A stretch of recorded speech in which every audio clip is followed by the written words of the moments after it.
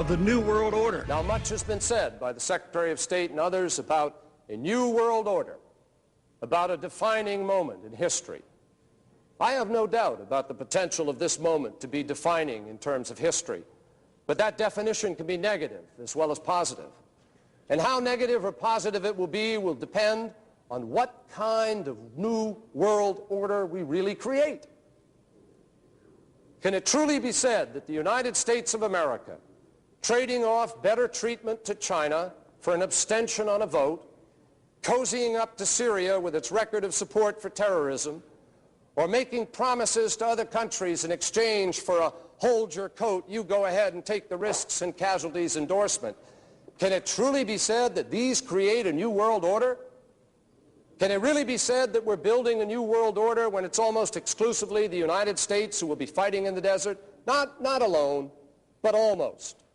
Displaying pride and impatience and implementing what essentially amounts to a Pax Americana. Is that a new world order? Can it really be said that this is a true new world order when it lacks a true United Nations collective security effort with the full measure of international cooperation and burden sharing which that should carry? It was founded in 1832. Its original name was the Eulogian Club. Its creator was a merchant named William Huntington Russell, owner of Russell and Company, a transport company which was rumoured to smuggle opium into China during the Opium Wars. The name Skull and Bones probably comes from a curious tradition. During their meetings in the campus chapel at Yale, the society used to hang a skull and two crossed shin bones upon the door as a warning that they should not be disturbed. The society was also known as the Order of Death, Cooperation Star, or simply the Order. How did I come to this knowledge? Well, up to 6 months ago, I denied that there was a conspiracy because, frankly, I couldn't prove one. I suspected a conspiracy, but I couldn't prove there was one until 6 months ago. Well, a little before 6 months ago, I received the catalogue, which is the membership list of the society, all the way back to 1833, and I received some of their internal documents, enough for me to put together the way they correspond with each other, the operations within the order, to some extent their problems, and to some extent their objectives. Now this is the book, An Introduction to the Order, by Anthony C. Sutton.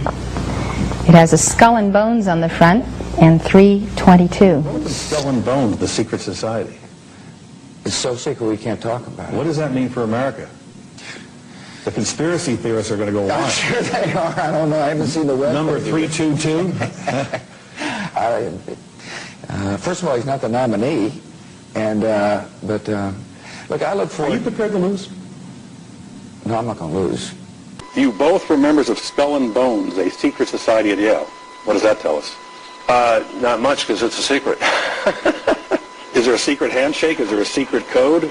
I wish there were something secret I could manifest. 322, a secret number? There are all kinds of secrets, Tim, but one thing is not a secret. I disagree with this president's direction that he's taking the country. We can do a better job, and I intend to do it. And we'll be watching. Be safe on the campaign trail. John Kerry, thanks for joining us. And we'll be right back. The tomb has a dark, labyrinth-like layout that spans 3 floors and an attic. It compromises a number of halls and secret cabinets, chambers with mannequins in full armor, candlesticks, old photos, flags and manuscripts, and a sinister collection of bones, supposedly belonging to historical figures, including the skulls of Mexican revolutionary Pancho Villa and the Indian chief Geronimo, and even that of Panamanian dictator General Omar Torrijos. In the keep of the labyrinth, there is a vault with the enigmatic number 322 on the door. Inside, there are just 2 chairs and a table. This was where the candidates are said to meet Madame, a skeleton that is supposed to be that of Madame Pompadour. The 322 is an identification. The order has a temple on the Yale campus. Temple? A temple, yes. It's a building maybe this 50, 60 feet by 40 feet, maybe 40 feet high. There's no windows, 2 big steel doors. We know what the temple looks like because back in 1880s, a number of Yale students became a little unhappy about what was going on inside this temple. When they went by it at midnight, sometimes they heard strange noises and all kinds of rumors on the Yale campus as to what this might be. Then to the right, you have a hedge, and then you have an evergreen tree. If you follow that line straight back, courtyard's in there. Ah, okay. So that's where they have the ceremonies in the outdoor part of it. Part of it was indoor, so we only got to see the outdoor part. Right. We only got to and to listen to the outdoor part. God only knows what went on indoors. And what did you hear? What was it you know? You managed to get this unique It was access to it. disgusting. It was gross. I mean, they were pretending to murder people. And What was the tone of it, though? Was it jokey or was vicious. it quite... No, it wasn't jokey at all. It was sick. It's about the only way I can describe it. It was sick.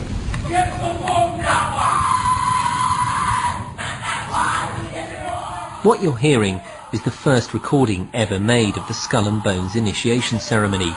It has never been broadcast before.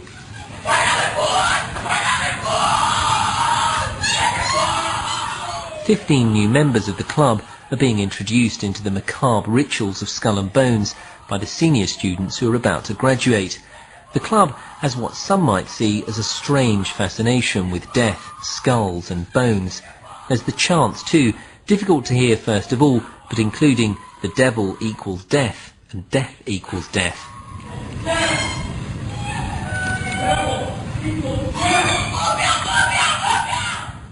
These rituals have been honed over centuries, giving the society a weird set of traditions, rules and secrets. For example, initiates are known as neophytes, outsiders are called barbarians, and the number 322 is sacred. Critics of Skull and Bones insist that the society is not originally American, but rather an offshoot of some German right-wing order. This could well be true. Its founder, William Russell, did indeed live for some time in Germany before attending to his senior year at Yale. And it was actually on returning to the USA that he established the fraternity. Always according to its critics, the number 322, the order's identifying number, hides a coded message. The 32 represents the year of its foundation, 1832, and the additional 2 stands for the fact that it's the second chapter within an international order. Alexandra Robbins, a Yale graduate and author of a book on the subject, stated that the society owns a valuable collection of Nazi objects and memorabilia, and eats its dinners off Hitler's private silver service. A large part of their liturgy is written in German. Who was the fool? Who was the wise man? Beggar or king? Whether poor or rich, all's the same in death. There was a break-in to the temple, and the students who broke in cataloged what they found, and they made a drawing, a design of the interior of the temple. And 3 of the rooms are numbered. One is 322, one is 323, and one is 324. 322 is also, I suspect, the chapter number. And also in correspondence between members, they conclude their correspondence where you and I would conclude yours truly or yours sincerely. They conclude yours in 322. Why 322? There are several theories for this. One is that the order originated with Demosthenes, the Greek, in 322 BC. That's one theory. Another one is that it stems from the founding date in the United States, which was 1832. So really we have the last 2 numbers, 32, the second chapter, founded in 1832. The skull and crossbones are prominent in their ceremonies, initiation ceremonies. This is a symbol of death. Now, why would they take a symbol of death? Yes, from what I understand, when a new member is initiated, that would be in the senior year at Yale, he's placed within a coffin. Oh my. And now we only know this from the Yalegate papers, at least I call it Yalegate, and from the photographs we have of members inside the temple. Many of these photographs are the 15 sitting around a table, and they have this skull and the crossbones sitting on the table in front of them. It is the symbol of death, and it has been called the Brotherhood of Death, and I think it probably more adequately should be called the Brotherhood of Death. So what I've had to do is look at the history, the biographies of the leading members of the order, and reconstruct their career and see if there's a common pattern in their careers.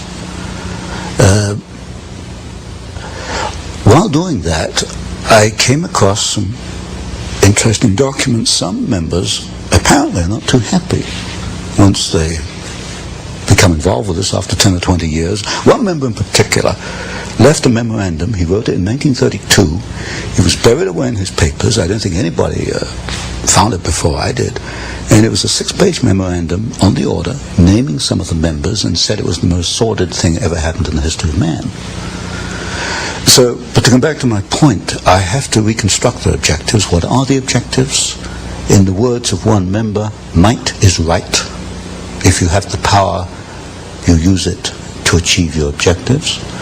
What is the objective? As you look at the histories of individual members, it can only be one thing: to acquire power, to keep power, to use power for their own purposes. In 1930, Prescott Sheldon Bush, father of President George H. and grandfather of President George W., a member of the Skull and Bones class of 1917, and president of the Union Banking Corporation, engaged in a number of profitable business deals with Fritz Thyssen, the German steel tycoon who supplied Hitler's war machine. The UBC was closed by President Truman during the Second World War under the Trading with the Enemy Act. In other words, for doing business with the Nazis. Apart from Prescott Bush, several other directors of the Union Banking Corporation in New York were also 1917 Bonesmen, including E. Roland Harriman and Ellery Sedgwick James. In 1938, Bush, by then executive associate of Brown Brothers Harriman, issued a loan to Hitler's Germany to enable the latter to import American Standard Oil fuel. Skull and Bones membership certainly has its privileges.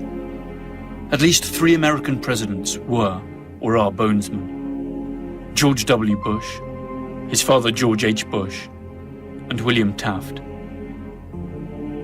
The proposition that this small club of the well-to-do pulls the strings of American power, and through it those of the whole world, by placing its associates in key power positions, is supported by substantial evidence. The elections of 2004 saw the almost impossible come true.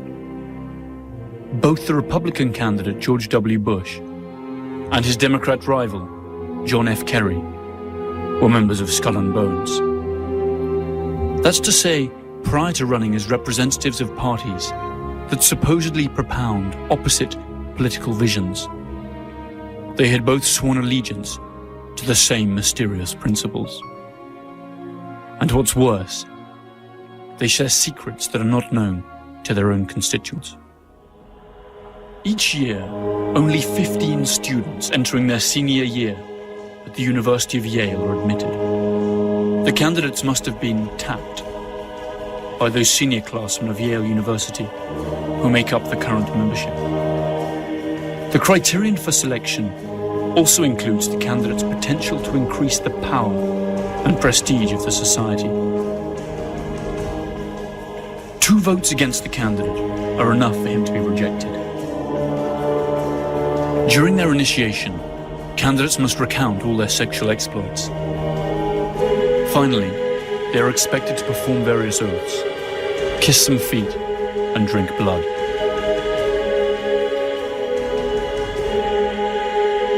They then have to lie naked in a coffin. And, after masturbating in full view of the others, swear to never reveal their membership of the order. The candidates are then introduced to their future companions, who wear masks for the occasion. Uncle Toby, the Knights, the Small Devil, Don Quixote, and the Pope. Their ceremony ends with a grand party that lasts for hours. Breed, exactly. Now, Tony, what has this breed done? What are their chief accomplishments in molding domestic and foreign policy and actual events in American history since their founding at Yale? One is they have acquired enormous political and financial power. You'll find representatives of the order in politics. What have they done with this power? What has happened to America that would not have happened had they not been the order? Creation of war and revolution. Specifically, which ones? Have documents on that? The third book in this series, which I'm bringing out, takes two wars and one revolution. Well, two revolutions in one war. World War II, the Bolshevik Revolution, and the rise of Hitler, which I call a revolution in Germany. We can find the order behind the Russian Revolution, the Bolshevik Revolution. We can find behind the rise of Hitler. We can find in the maintenance of both of these systems, the transfer of technology to both. Since you've already proven that Wall Street is behind the Bolshevik Revolution and the rise of Hitler, now you're proving that the order is behind Wall Street. Exactly. Now, who's the key figure in the order or figures that mold Wall Street? In order of dominance, Averell Harriman, partner in Brown Brothers Harriman. Stanley of Morgan Stanley. It used to be J.P. Morgan, then it became Morgan Stanley. Those two are the key. Now, what did the order want to accomplish in the Bolshevik Revolution? You create opposing forces which you place in conflict. Out of conflict, you've got profit, you've got political power, and you can direct history. And if you look at the writings, for example, of the Trilateral Commission, they talk openly in the Trilateral Commission about managing conflicts, not solving conflicts, but managing conflicts. Conflict management. That's the cry. So they got the profit, the power, and the management. Mm-hmm. Where do they want to steer history through the Bolshevik Revolution? They wanted to set up, and they did, two opposing forces. Out of that came World War II. There were logical steps in the process. They used the same bank, Guaranty Trust Company, as the conduit for the financing of Hitler, and also as a conduit for financing, and also the early days of the Russian Revolution. In fact, in Russia, Soviet Russia in 1923, a vice president of Guaranty Trust Company was the foreign director of the Roscombank, which was the first Soviet overseas bank that was set up. They were that close in those days. You'll get a very close relationship between the early Hitler days and members of the order, which is in the third book.